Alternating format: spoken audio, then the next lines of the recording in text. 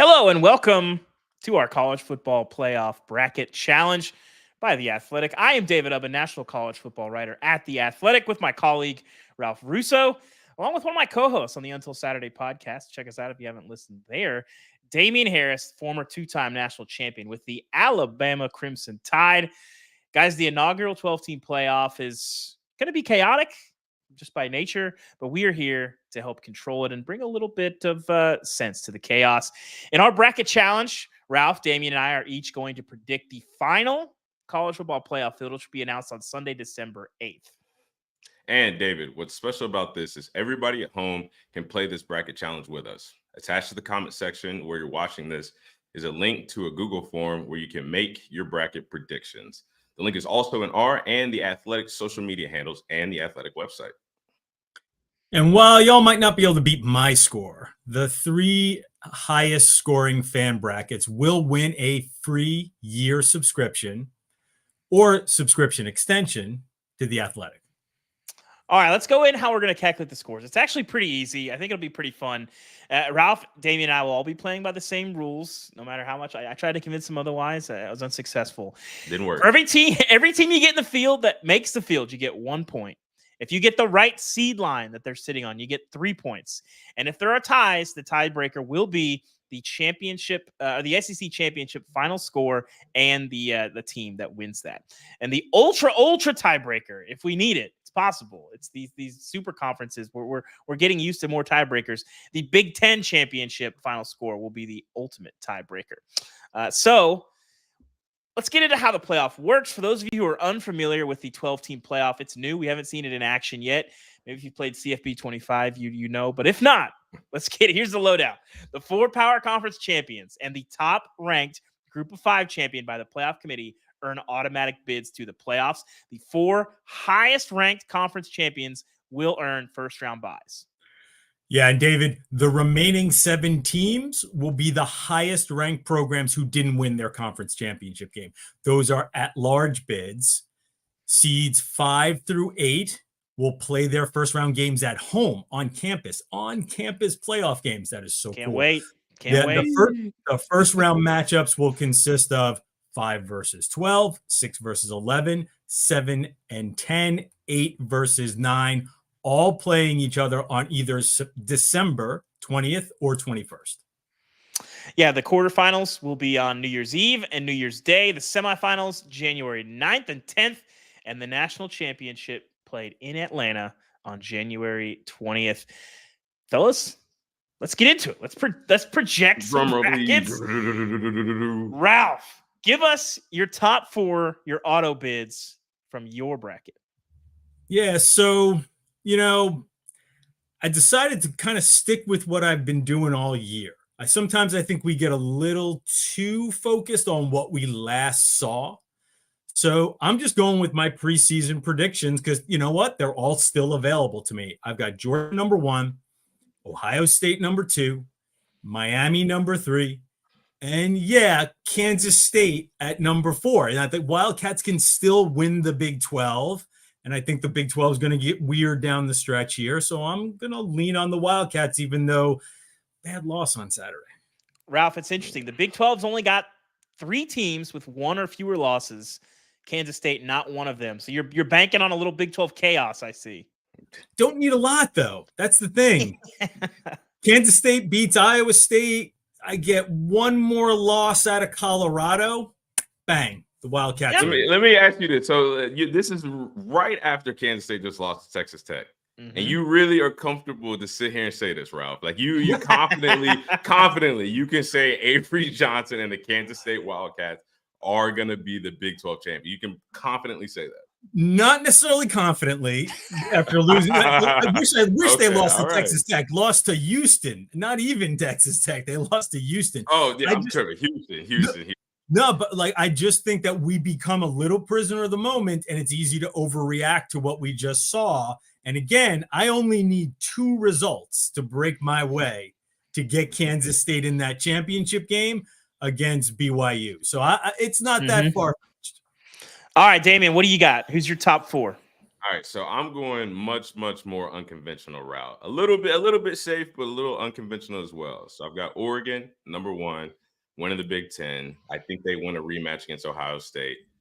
Number two, I'm going Miami. I think the Hurricanes top out a potential SMU in the ACC championship.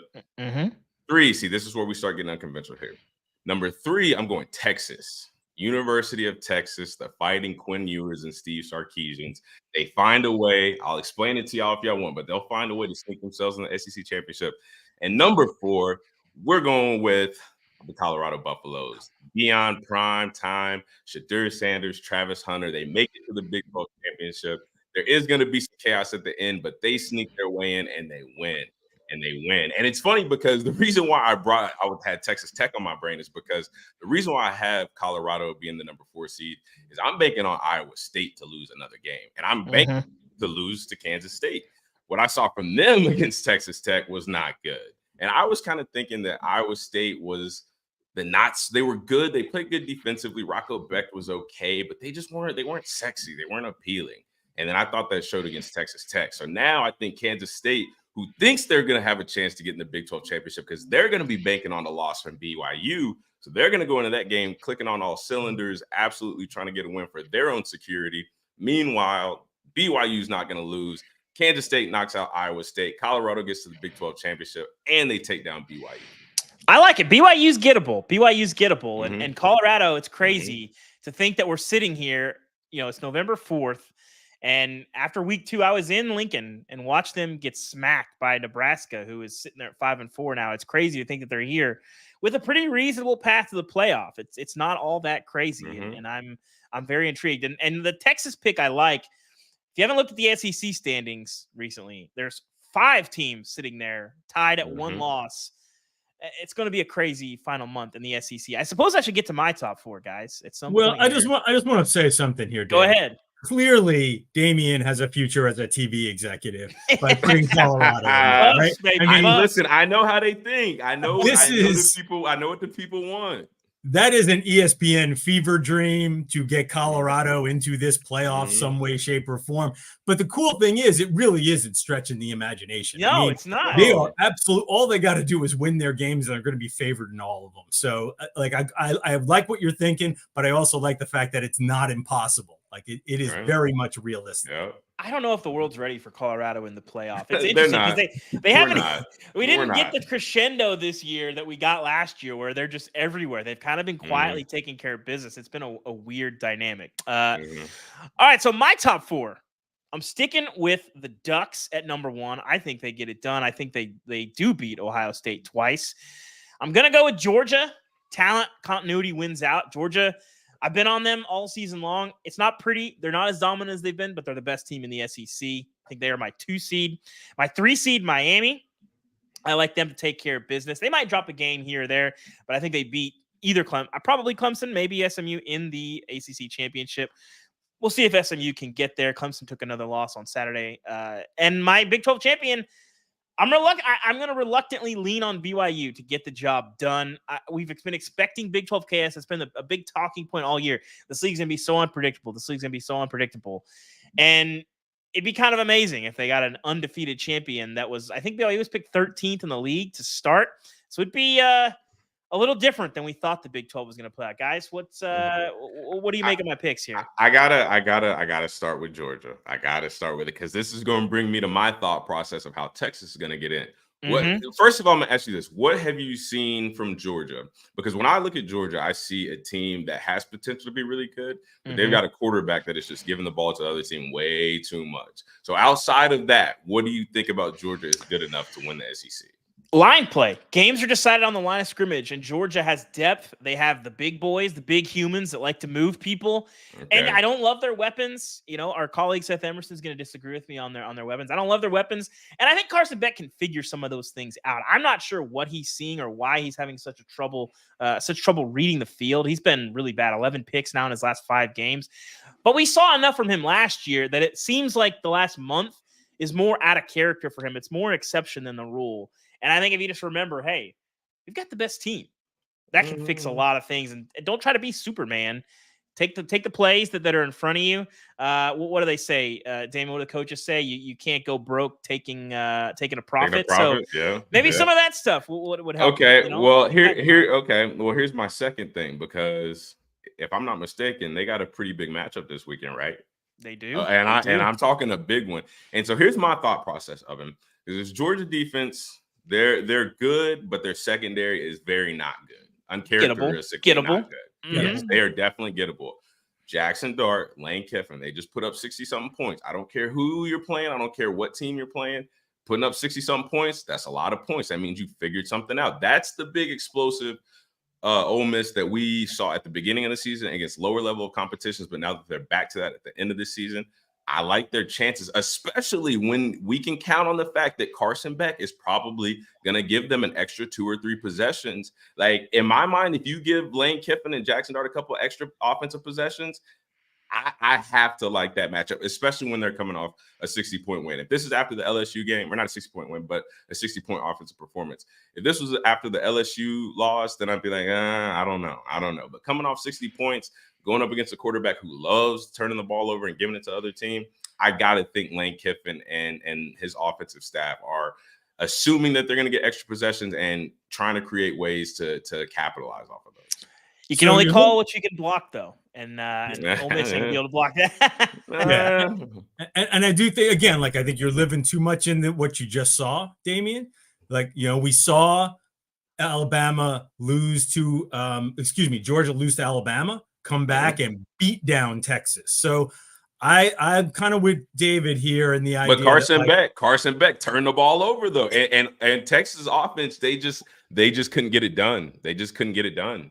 It is troubling. Well, listen, we're doing this ahead of a weekend where the SEC is going to probably play 2 kind of elimination games. Certainly LSU, Alabama, the loser is pretty much out.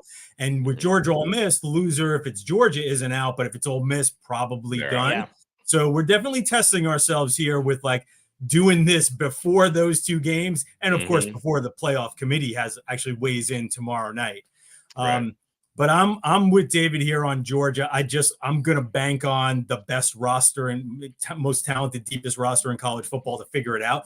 What I'm kind of wondering is, we all got Miami, lots of like out of Cam Ward. Are we too in on Miami here? like Clemson goes down. So I think it gives us a lot of feeling that, like Miami's good to go here. SMU still lurking there. I feel like Miami's good to go, but SMU's the mix. I would say I'll see to you, Damien, but I think it's not so much a vote for Miami as much as a vote against the rest of the ACC. Yeah, that's kind of where I'm at. Yeah, maybe. Well, when I look at Miami, at first I thought that they were getting in a bad habit of playing down to their competition and not maximizing, the talent and the capabilities that they had, and I thought eventually that was going to get them beat. But now, towards the end of the season, now they're starting to blow these games open, like the Duke game, for example. Duke made this game ultra competitive. And now I'm having the perspective of, I think these teams that they're playing are just giving them their absolute best shots. And when you've got that target on your back, a game against a Cal or a Virginia Tech or a Duke, like that's their national championship. Like I have experience with that. Teams are going to make it tough whenever you're the top team in the conference. And Miami is just finding a way week after week after week to win. Cam Ward is finding the guys to make plays. Guys are stepping up, whether it's Restrepo, whether it's Damian Hernandez, whether it's Cam Ward, just extending until somebody gets open. They're just making the plays. The only problem with Miami is their defense. Their defense is just not good. And I personally, as much as I love Miami's offense and how much they have the ability to score, I just would see them running into a problem somewhere if they cannot improve on defense. Yeah. Ralph, let's get to the spicy games on those weekends, the first rounds on campuses. What does your 5 through 12 look like, and what are those matchups? Yeah, and you're right. These are, especially knowing that they're going to be on campus, this is pretty darn cool. So we got 8-9 game is a Penn State Tennessee matchup. So we're sending an SEC team into Big Ten country in the middle of December. Big Ten fans have been waiting for this forever. Now's your opportunity. We're sending Damien Harris and his buds to cold. We don't like it up there. We don't like it. No, I'm not sure you won't. Oregon at Boise State. I hate the the rematch of this, but there's nothing you can do. Oregon, Boise State will be the 5th highest ranked conference champion, at least in my bracket, out of the Mountain West. 7-10 game is Notre Dame at Alabama. Again, we are sending some SEC teams up north. Good luck. Pack your jackets. And then we got Texas, Indiana as this 6-11 game, which is a nice little like Cinderella story against blue blood. I kind of like that matchup. Yeah, I think we just call that the haves versus the have-nots. The Joneses versus the Sig Nasty, I think, is what we're going to call that game. By the way, Ralph, I just got a text. You've just been fired from your job as a television executive for putting Boise Oregon rematch in the first round. I'm sorry. I'm sorry to tell you. See, you're not thinking in the mind of the executives. See, I'm gonna have to teach you something, Ralph. I'm gonna have to teach you something. I like the game. I think.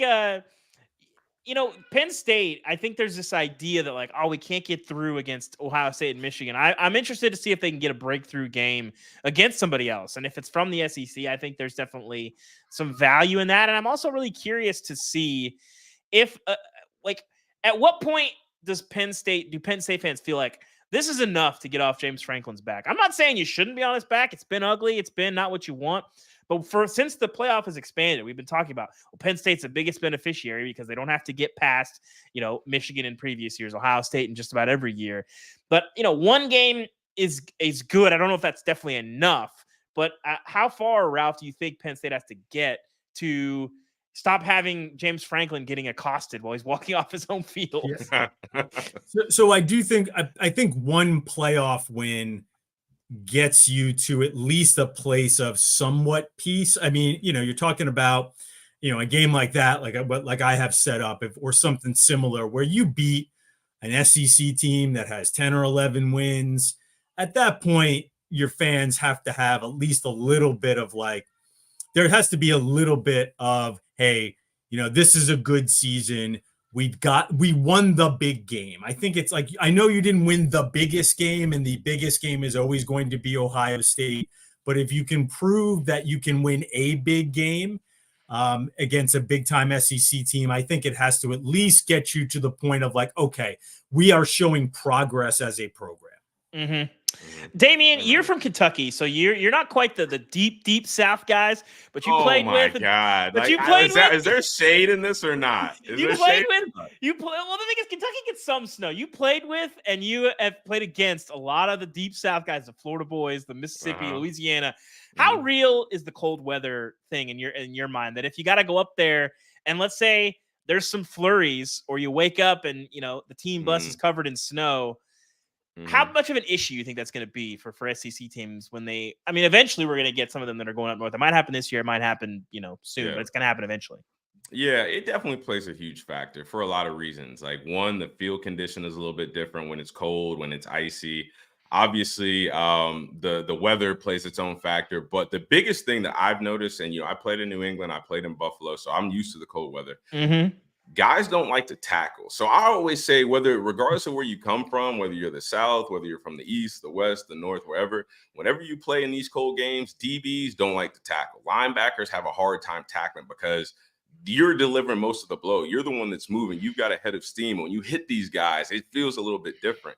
So I would just say to these Southern teams, if you're gonna play up north somewhere where it's gonna be cold, be prepared to run the ball, because like I said, those guys on defense, it hurts them a lot more than it hurts you. Somehow, so I don't know the science behind it, but it's a lot less cold, and it hurts a lot less whenever you got the ball in your hands. So in short, for the backs, deliver the hit, don't take the hit. Yeah. And it's cold, and it could be cold and windy too, so that plays into things. And so that affects the passing game. Yeah. I mean, that affects the kicking game. Like, I remember how detailed we had to be when I was in those colder places about special teams, the kicking game, being familiar with the elements, guys who are going to return kicks, punts, just finding where the wind pattern's coming from. Like, in certain stadiums, it blows off, a certain sideline, and it, goes in a certain direction. And those are all things that, if you play in the South primarily, that you're going to have to adjust and get acclimated with pretty quickly.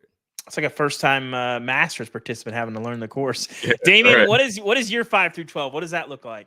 Yeah, so my 5 through 12. So I'm going to start with my matchup between Indiana and Tennessee. I think this is going to be a good matchup for Indiana because, they finally get on a big stage that they deserve to be on. They've had a great season. Kurt Signetti, Curtis Short, what these guys have done. Like, they deserve to have a big game on a national stage against Tennessee, a great defense. We'll see how that matchup goes. Now, my favorite matchup in this bracket, and just because everyone was just talking about how great Georgia's defense is, I got Georgia against Boise State. So let's see if Ashton Jeanty can crack the code on this Georgia defense that Ubben thinks is really, really good, that thinks they can really stand up to some guys. Then we got Notre Dame and Penn State. I think that's a game that a lot of people would want to see. Just two storied programs who really haven't been able to get it done in the big moments, kind of like James Franklin. Marcus Freeman is looking to solidify himself as the guy in South Bend, the guy to stay. So I think that'd be a really good matchup. And lastly, we've got, hold on, can't really see that well, Ohio State and LSU. It was small. We got Ohio State and LSU, and I think this is going to be a good matchup. Again, two storied programs, Ohio State, LSU, two teams who have tasted championships before and know what it takes to get there. Brian Kelly, a guy who's got a lot of experience. Ryan Day trying to prove himself as the guy at Ohio State that can finally get it done. He took a step in the right direction with the win against Penn State, but obviously they still got Michigan. They still got the Big Ten championship. So, depending on how this season plays out, that playoff game could be huge for Ohio State. Kind of in the same conversation that we're having with James Franklin and Penn State. Like, how far does Ohio State have to get into the playoff field for us to really feel like Ryan Day has arrived and they can depend on him to get it done in the future? I'm intrigued at the idea. Go ahead, Ralph. Oh, I'm sorry. Yeah. Somebody missing on that bracket there? I don't seem to. Bruce, come on. Roll Tide, are you going to be allowed back in Tuscaloosa? Honestly, what's going on here? I don't know. And this is the thing. Alabama has a chance to get in. They're going to need some help, though. They're going to need some scrambles in the ACC. That way there's not, 6 playoff teams from the SEC. They're gonna have to beat LSU, which that to me, that's the biggest question mark, right? Yeah, I mean, clearly you just think they're gonna lose to LSU. Yes, I don't. Is what's going on Thank you for making it crystal clear, Russo. I'm here to cut through the stuff, man. Here's the thing about Alabama and LSU. When I look at Alabama's 2 losses this year, they have been on the road in big time games, and they just have not shown that they can win. I think the Georgia game was a fluke. I think we can all look at that and say, if Georgia had a couple more drives, or maybe if the game went in overtime, like, that was Georgia's game to win. Like, everybody came out of that game thinking that Georgia was the better team. And then again, you lose 2 games on the road. You almost lose to South Carolina at home, which that looks a little bit better now because they just knocked off South Carolina. But I mean, they just don't have the resume right now. And as an honest fan and person in the media, like, Alabama going into Death Valley right now, I'm not confident in it. So that's where I stand, Russo. That's where I stand. I do think it's going to be very funny. Like, a team like Tennessee, any team with a ton of tradition going into a place like Indiana, they're going to be roasting your stadium. They're going to be saying, enjoy if a team like Indiana, I mean, it will just be Indiana this year, pulls off a game and is able to win. Oh man, that's going to be quite a scene there in a place that we haven't seen that a whole lot. And get some historical matchups here. Ohio State LSU rematch the BCS title game in 2007. Ralph, we don't have time to explain to our younger viewers what the BCS is. We're getting to that point, right? If you're a college freshman, you were 8 years old the last time the BCS was around. Yeah, I got a lot of years on both of my co-hosts here, so let's not get into age. And I was covering games when Damien was like, starring on his like Pee-wee team. So let's not get into that, man. Ralph, we have a question. You've seen a lot of ball. Yeah, we have a question from Kevin Wise in the chat. Indiana's got a big game looming against Ohio State. If they lose that game, Ralph, do you think Indiana still gets in? I love this question because honestly, like, I put Indiana in there, but I don't know, man. Like I went back and forth a lot because I think they're going to lose to Ohio State. And I think Indiana could be like the canary in the coal mine for the committee to answer a whole bunch of questions about strength of schedule. How much does being a Big Ten team matter? Right? Because even though they're a Big Ten team, it's not like they've beaten a whole bunch of really good Big Ten teams if they don't beat Ohio State. How much does not being a blue blood matter, right? If they get into a deal where it's like Indiana or LSU, Indiana or Alabama, I put them in there, but I got to tell you, like, I think Indiana is the ultimate test case for the committee if they do lose to Ohio State. But I will also say this, man, we have all underestimated Indiana all year long. So don't be surprised if like Coach Sig's team just like keeps merrily rolling along through everybody and they get to the Big Ten title game. But I'm with you. I love this question, Kevin, because I think that Indiana loses to Ohio State and they're sitting there at 11-1 at the end of the season. I do not think they are a slam dunk, which is why I had them as my last at large. I will say for any of our listeners that are currently wearing candy striped pants, I have not been underestimating Indiana all season, and I think they beat. I think they beat Ohio State. Frankly, I think people have been underestimating them all year. Really? With that, really? let's get to my brackets. Wow, I like Notre Dame at number 5, and I think they will be hosting Boise State. Boise, they've already knocked off Oregon. They've already knocked off Oklahoma in their history. I'd like to see what they can do on a bigger stage. Would that be I think that's the biggest stage Boise will have ever been on, and playing at Notre Dame would be unbelievable in all the things this program has done throughout its history. Shout out to LeGarrette Blount. My number 6 seed, Indiana. I think they lose in the Big Ten title game and still make the playoff, and they would be hosting Tennessee in the 6-11 game. And Texas is my 7 seed. They would be hosting Penn State at DKR. And that's going to be pretty impressive, I think. A game that a lot of people are going to want to watch. Good ratings there. And then my 8-9 game, Ohio State and LSU for the right to face off against Oregon. Guys, what do we think? Ohio State. You think LSU is going to beat Alabama too, apparently. Yeah, I do. And Ohio State losing to Indiana makes them 10-2. Penn State win. Yeah, I can see it. I kind of went into, and I just covered the Penn State Ohio State game, and I kind of went into that thinking Ohio State better split Penn State Indiana. I think if they split those two, that probably gets them in. But I will say, you start looking at the SEC and start wondering, how does that play out and how many 10-win teams come out of there? And who else has Ohio State beaten?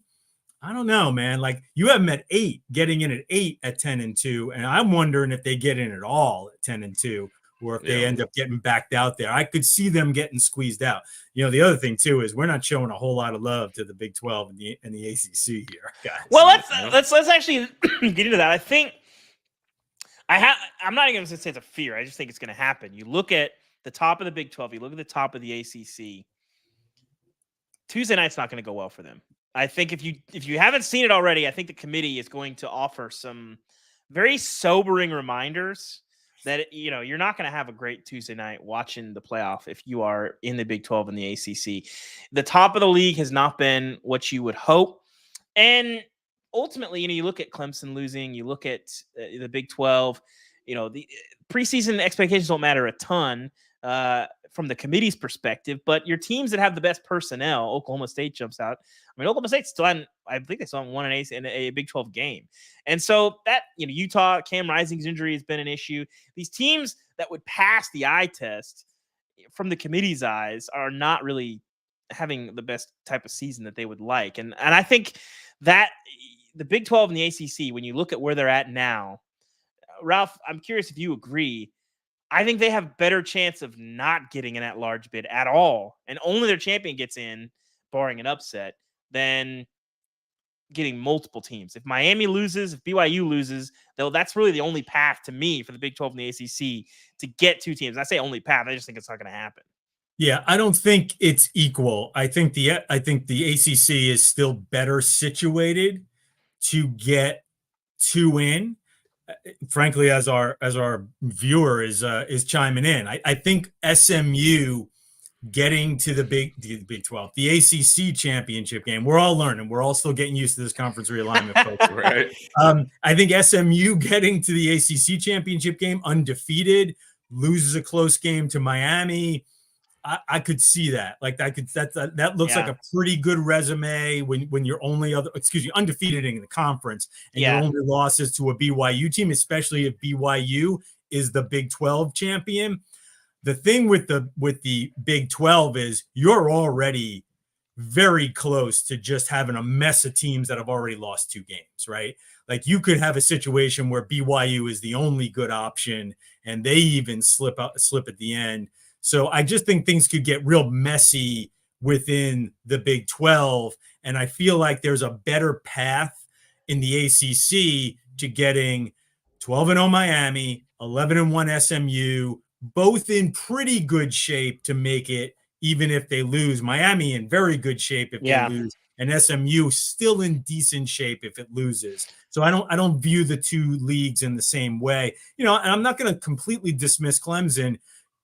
I am. Listen, really? Well, Ralph, really? This is me completely dismissing Clemson. Goodbye. Yeah, I mean, listen, definitely hard after Louisville, but I could also just see a situation where like they get on a roll here, they get to the ACC championship game and maybe win with some pretty good defense. And I'm really not into Miami's offense, but like I don't think the 2 leagues are equal in terms of Big 12 and ACC. I think the ACC has a better chance of getting 2 than the Big 12. And boy, like I said, we are definitely not making friends in those 2 leagues right now. I think ultimately SMU should be very, very nervous if they lose the ACC championship, even if they win out. And I think it's going to be, I think SMU, weirdly enough, will probably be the referendum, I think, on, hey, the committee does not respect the Big 12 and the ACC. And if you have a team that's sitting there at, would they be 11-2 at that point? Also, I think it's important to note, there's no such thing as a quality loss. The committee does not really care who you lose to. What you have with that BYU loss is a missed opportunity to put a huge piece of your resume. And the quality wins, I don't think, will be there for SMU. You have some really good wins, but I don't know that the committee is going to view those. Like, will Pitt be a top 25 win by the end of the season? I'm not so sure that they will be. And, it's not SMU's fault, but I think the story of this season, to me, will be that the Big 12 and the ACC are going to have to come to terms with, you're not viewed like you used to be viewed by fans of the league, but more importantly by the committee. And I think they're going to show that. I don't know if anybody remembers what happened to Florida State last year, but I think that had some level too, because you didn't have all the same quality wins as some of these other teams. Well, this is what I'll say, and I'm going to bring back Indiana, my most interesting team. If I'm sitting there and I'm SMU, and I've lost my conference championship game and I'm 11-2, and I look at Indiana with a loss to Ohio State, and listen, we're being very speculative right now, folks. There could be a whole lot of things that we don't see coming that end up going down in the next month. But if I'm SMU and I got my resume at 11-2, and I'm looking at Indiana at 11-1 with who they've played, and you can tell me it's a Big Ten schedule. But look at the teams within the Big Ten and look at their non-conference schedule. I'm going to be pretty ticked off. And again, I'm predicting it to go down that way, but I'm also saying, like, I'm going to understand if I'm SMU or if I'm BYU and I get to my championship game, lose, and I don't get in. Like, I still think, Ralph, I think Indiana is like a poor example for this because their schedule's so weird. Like, because they're in the Big Ten, but they have this schedule where, like, you don't have Oregon, you don't have Penn State, like, and Michigan's not good, and Washington's not good. You don't even have like Iowa, Yeah, like, I think the more interesting case is if you have a team. There's not a candidate in the maybe there will be, but there's not a candidate in the Big Ten this year that fits this mold. But like a 9-3 Penn State gets in ahead of an 11-2 SMU. That's where you should be really frustrated if you're SMU. But I think we'll probably see something like that. We might see it in the SEC, like if a 9-3 A&M or a 9-3 Alabama gets in over an SMU. I was waiting for us to get to that one. To me, that seems pretty realistic and something that SMU should be really worried about. Yeah, I think with just all the mix and match in the Big 12 and the ACC, I really think there's a real possibility that only one team gets it from each conference. And that's exactly what Alabama fans have to be praying for and waiting for, especially if they lose this game to LSU in Death Valley, because, they're behind Tennessee. I think Georgia gets in.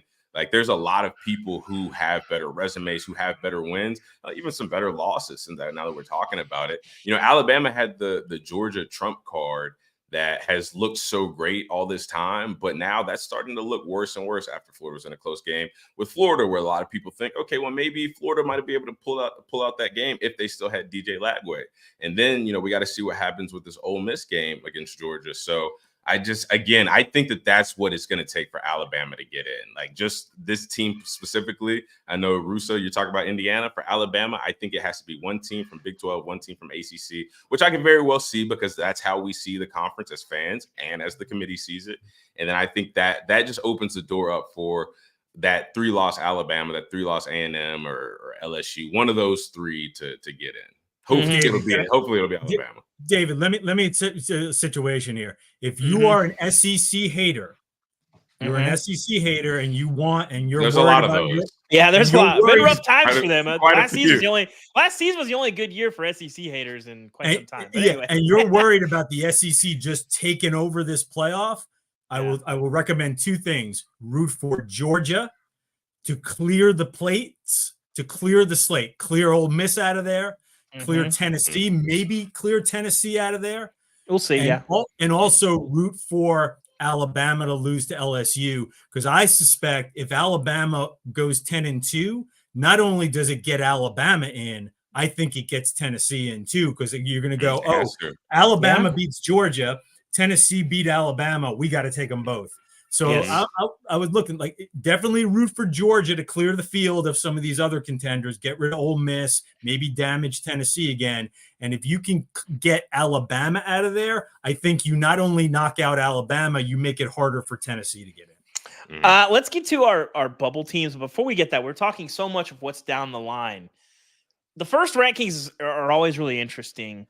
And we've been talking about, what is that going to look like, the very first rankings? Before we get to our bubble teams, I got to tell you real quick, if you're a Boise fan and you are a Tennessee fan, maybe find some alternate programming on tomorrow night, because the committee, for one, has consistently shown they lean so heavily on strength of schedule ratings that Boise right now is sitting there in the top 15. You're not going to be in the committee's top 15. I would not be surprised if you're outside the top 20. They have consistently done this, especially early on. Just be prepared, Boise. And Tennessee, Ralph, do you know how many spots Tennessee jumped up in the rankings when they beat NC State in week 2? Yeah, it was a lot. I mean, I was still working for the AP back then. I forgot about that. Yeah, on top of my head. It was 7 spots. They jumped up 7 spots in the polls for beating because NC State was a ranked team at that time. We kind of won thought that game NC by like State 100. was going to be a pretty good team, and it turned out. You're right. So they got a lot. They're living pretty large off of NC State and Alabama. And Oklahoma, too. Don't forget that. Oklahoma helped them float up into that top 5. That's a good point, too. And so those wins are not going to be viewed. You get those bumps in the polls. Those wins are going to be viewed very, very differently when you look at the totality of this season.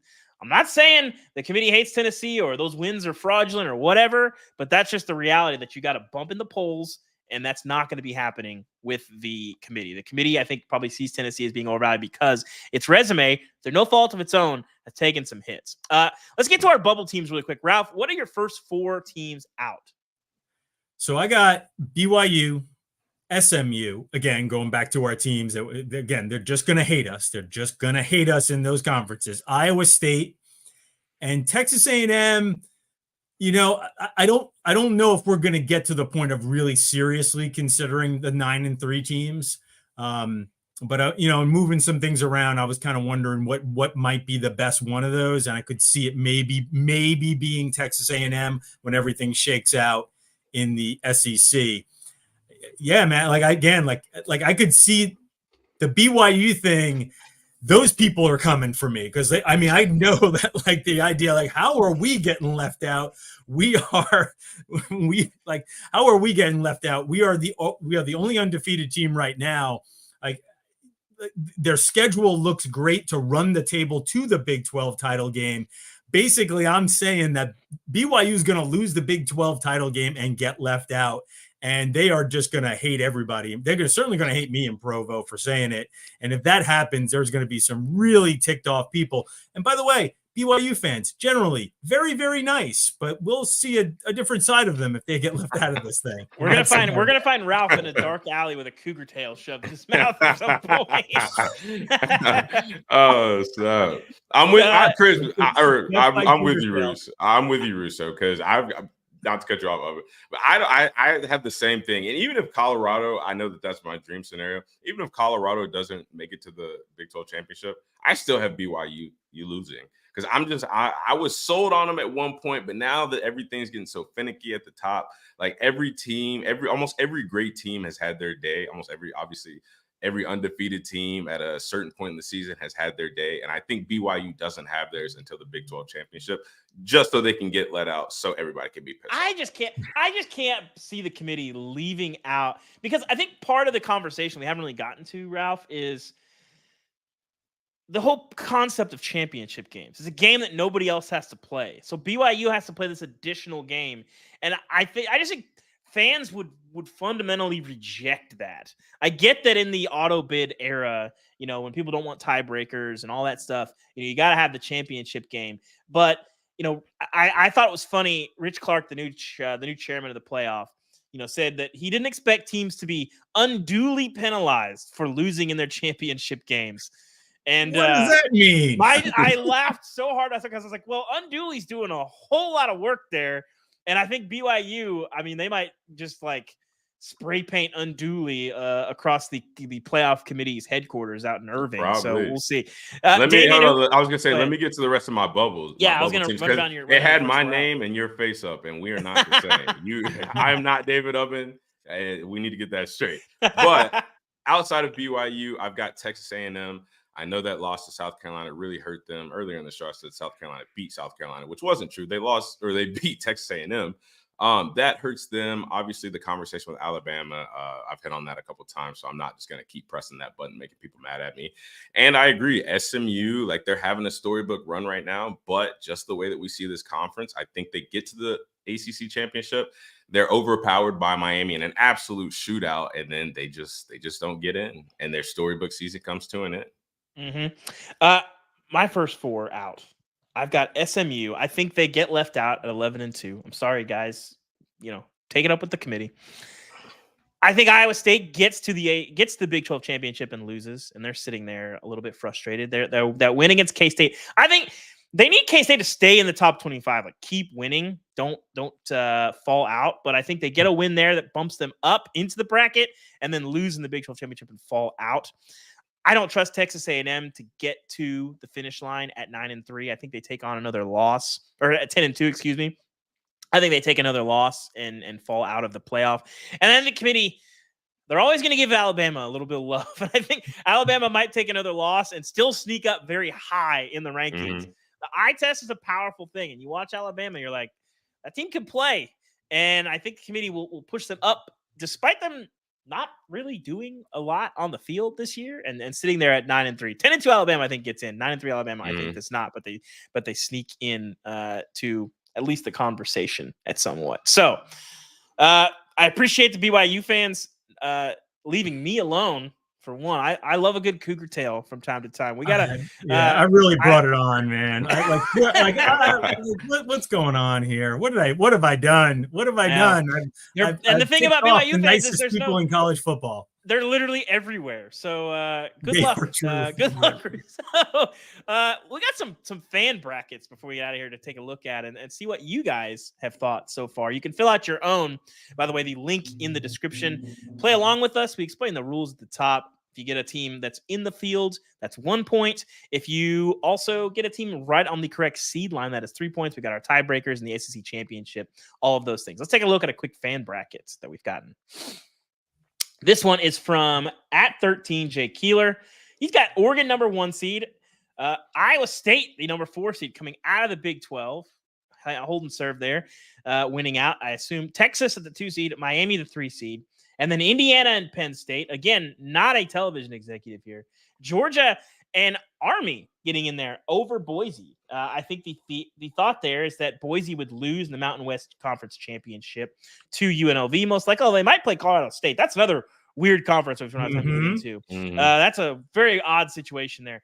And that Army would win the AAC and go on to play Army-Navy the week after that, and then play Georgia the week after. Congratulations, Army. You get to play what a reward. somebody like maybe it's Navy, maybe it's North Texas. We'll see. Then you get to go play Navy, and then you get to go play Georgia. That's a heck of a 3-week span. And then Tennessee and Ohio State, Blue Blood Central there. And then a BYU SMU rematch. So this person definitely is not a television executive. So I don't know about these matchups. But unlike us, they support the troops, right? I mean, like getting Army. Yeah. Army's going to beat Notre Dame. That makes Army. Let's just touch on this for just a second, right? Like Army would have to win the AAC to be eligible to like sort of grab that. I'm trying to think about scenarios. So like Army could lose to Notre Dame because if Boise. I don't mean this in a mean way, but if they choke in the Mountain West Championship game and lose to might UNLV, still be looking for. Then it's gonna get weird. Maybe it's Tulane that they see. I think Tulane is kind of looming there a little bit. Yeah. But Tulane yeah, is the most likely. I think if Boise loses in the Mountain West Conference Championship, Army could be right there. They'll be. But here's the question for either of you guys: Army beats Notre Dame, wins the AAC. Is that good enough on its own? Simply because they beat Notre Dame. The committee's not going to do it. The committee. So right now, I was looking on the Sagarin ratings. Army's schedule is ranked 145. Right. That's worse than the number of FBS teams. There's only 134 FBS teams, so their schedule is worse than 11 FCS teams. The committee, no shot. The Army has no shot of getting an. So you're saying even if they're undefeated and they beat Notre Dame, Boise trumps them with a loss to Oregon State, a loss to Oregon. Okay, no, I mean, I'm not necessarily. They need Notre Dame to keep winning. If they beat Notre Dame and do it convincingly, I think it might be close. It might be close. Okay, but I don't know. So you heard it here first. The committee hates the troops, guys. It's been fun. I cannot wait for Tuesday night. It really is going to be. I love the first rankings. They're always super, super interesting.